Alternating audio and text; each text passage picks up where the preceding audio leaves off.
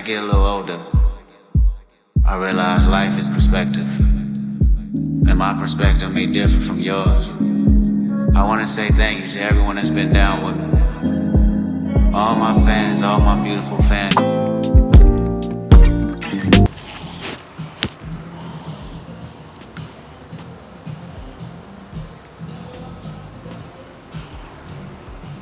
Alright, so today is front squat PR.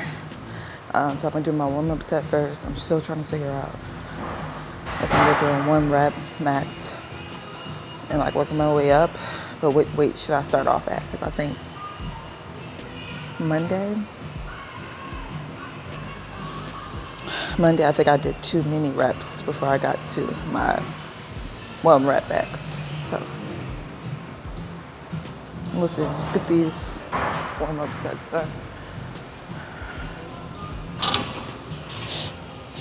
I love warm-up sets.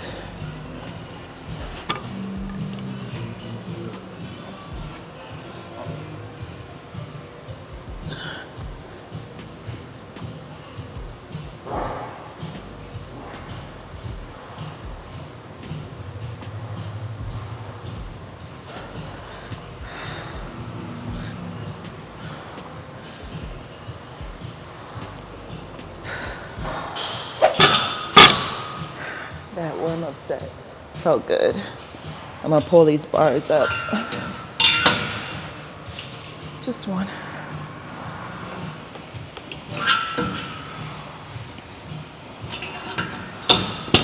So I think we're gonna start with 145. 150. Lucini. Welcome back to my channel. It's Deanna Simone and we're documenting our consistency. We are on our final max day for front squats and I've done this for 10 weeks. I've been squatting for 10 weeks on the volume and frequency squat cycle. So we are going to be talking about the desire to do this, right? So I've been doing this for 10 weeks. I've done this program 3 times already and just being on this journey has taught me so much about just being consistent and wanting to fulfill goals that I've always had thoughts about, right? So when we think about desire, we think about how important it is. And desire is a powerful emotion that we have. It's the source of our motivation. It also helps us keep trying to achieve our goals. It's important to understand what makes you want to do something or what makes you motivated to do something. And it also helps build that foundation for creating a plan. So when I first started this program, my plan was I wanted to get stronger. So I started to outline a way in which I will be able to achieve that. I can't just jump headfirst into wanting to attack these goals. You have to have a feeling of desire to want to get it done. You have to have the feeling of like you're ready to make that change. And I think once it clicked for me that I was ready to make a change, that's when I started coming up with goals that will help me become my best self. So first, you want to identify your goals. Take the time to reflect on things that you really want to do, things you've always dreamed about. Especially in the space that you are in right now, what are some things that you want to accomplish that you haven't had the time to really do? But these are things that you've always talked about. I've always talked about being a physical trainer. I've always talked about, I want to create a channel to help communicate to others on how to be consistent, and I want to share my experience with you all. I always talked about those things. So with talking about it is a great first step because that's going to help you build up that desire to want to actually do that. So after you figure that out, make a plan and make it really simple. I made a plan and I made it very simple. This is what I want to do and this is how I'm going to do it. And then I created steps that was going to help me achieve that. The next thing you want to do is set realistic expectations and also timelines. So with me, I use the programs that I've done in the past. You can go ahead and look at my channel. I chose programs to kind of be like my outline. So a lot of the programs that I've done that my brother created for me and also ones that I've created myself, I've done those programs for like 12 weeks. And then another program I did for 14 weeks. And this program I did for 10 weeks. So I had an expectation that I would reach these goals by the end of those programs. For this program in particular, I wanted to be able to squat a heavier amount than what I was already squatting by the time 10 weeks came. And the way this program was set up was perfect because it prepared you for your max day. And that's where we're at now. We're watching me hit my max today that I've spent 10 weeks working on. So that's how you want to do it. You want to make sure to set realistic expectations and timelines for yourself that can help you stay motivated, but also keep track of. So you want to prioritize those tasks. I made sure I went to sleep. I made sure I went to sleep on time. I had my clothes set out the night before.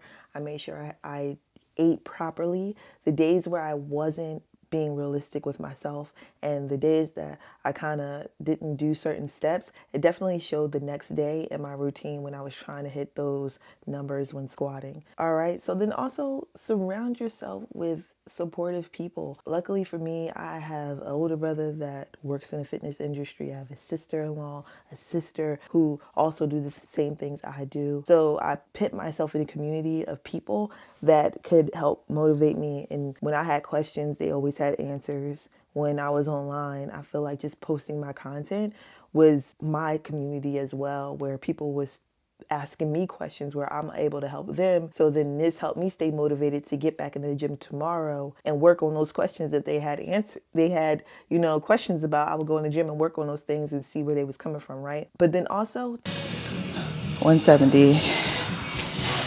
I think it's time I get a belt, but I feel good about it. Someone told me the other day I was nuts for wanting to do front squats, but your girl came a long way. Take the action. Desire is all about taking action. Without desire, you have nothing. You have to always have the desire to do something to actually make the first steps. I'm gonna say that again. You want to have the desire to do something to actually take the first steps. I think a lot of times when we do things, we don't. I'm gonna think about this. A lot of the time, I think is the desire to want a certain outcome. Right? So you have to have that first, but you also have to take the action. And the desire, that feeling that you have, the most powerful feeling you have, is what's going to motivate you to take that action. So you have to be willing to take those steps. Once you have identified your goals and also create your plan, it's time to take the action. Remember that you have to stay positive as much as you can, but also stay focused. And then in the end, you want to celebrate your success. I'm so happy that I've made it this far, that I've done my 4th squat cycle. In the beginning of this program, guys, I wanted to stop. I didn't want to do it at all. But, I conquered that. I had people around me who was like, you can do it. You just have to do it, right? So celebrate yourself and your success. And even if you feel like, you failed one time, try it again. I've failed many times and kept trying. And I think that's what makes the journey so great. But that also makes you more knowledgeable to help other people because the road wasn't so perfect for you. I don't seem excited about the front squat, but I think I'm just reflecting on the fact that when I first started, I was ready to quit. I couldn't even squat the bar and I just hit 170. Amen. And you know that, but you finally made it to where you are now.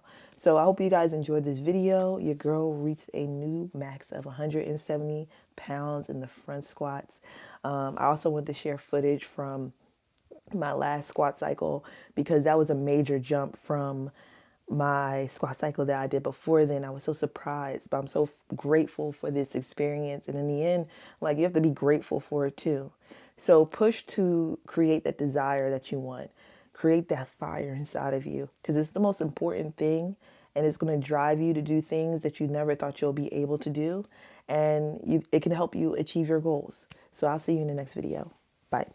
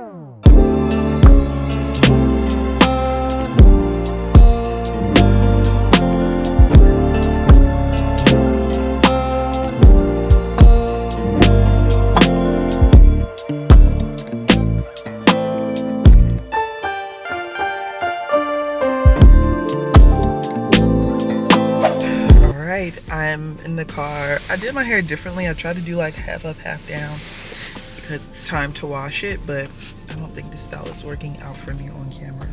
It looks way better in person. I promise. But you guys know today I did beat my record of 165 pounds in the front squat. I did 170, which is not a lot. It's like 5%. But you know, I feel good about it. I don't know. I think after doing it Monday, I kind of had a little bit of strain on my back. I'm not too worried about it. I just think the girl was lifting heavy. She got 215.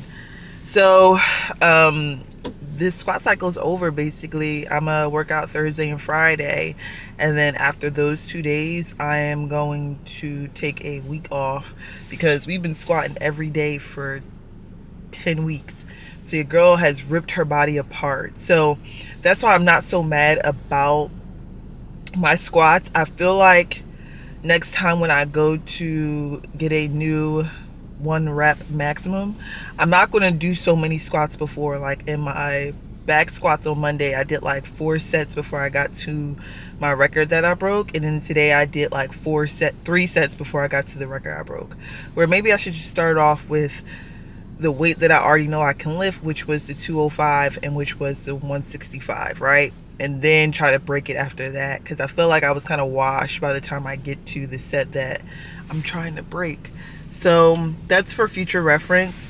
I am going to be doing another program where I'm going to do like 1 rep, 1 set of 20, and I'm doing that because I want to be more on a path of cutting some weight down. So I started my cut this week as well.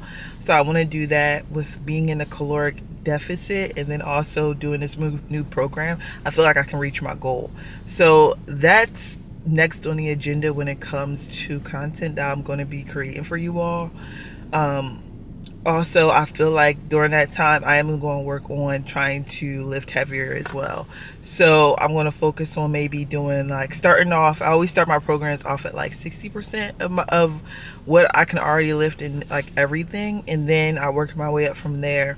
And once I get to a point where which is going to be like a 12 to 14 week program, right?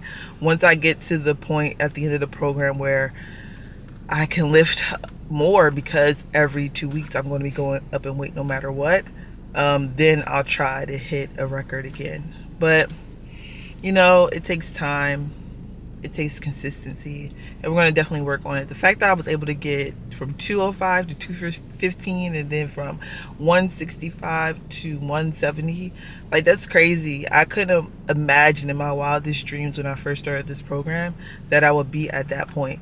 I feel so good and I feel grateful, and I'm so happy about the dedication that I put in.